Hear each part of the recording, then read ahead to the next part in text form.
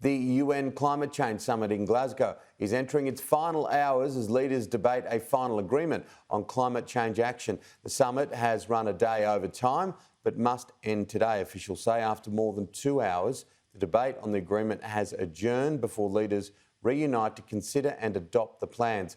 COP26 President Alok Sharma says the text tests the boundaries for many nations, but is urging leaders to forget their national interests for the sake of the planet.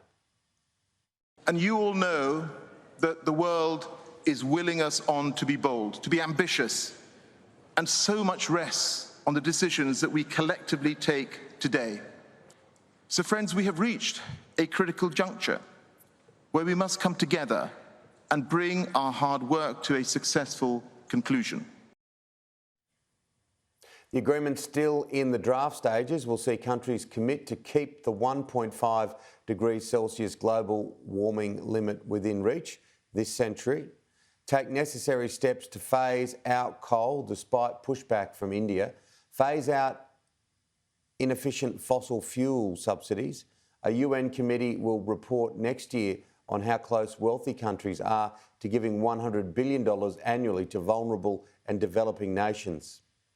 Countries must upgrade their climate pledges in 2022, which would hold countries to account more regularly. More countries have accepted the third draft of the agreement. However, India, China and South Africa have raised concerns about the mention of phasing out coal and fossil fuel subsidies. The real trouble now is, what is India going to do? It was arguably the only nation that put forward a really forceful opposition to key elements of the text. Not only the fossil fuel language, but also the commitment to come back by the end of 2022 with enhanced ambitions for cutting carbon emissions. Now, that particular bit, enhanced NDCs by the end of 2022, is what most developed nations, particularly the UK, the presidency, believe will keep 1.5 within reach. That's what will close the gap between what has been promised so far and what is necessary to meet that overarching commitment. But India appeared to be intransigent. Let's have a listen to what they said. I'm afraid, however, the consensus remains elusive. Developing countries have a right to their fair share of the global carbon budget and are entitled to the responsible use of fossil fuels within this scope. In such a situation, how can anyone expect that developing countries can make promises about phasing out coal and fossil fuel subsidies?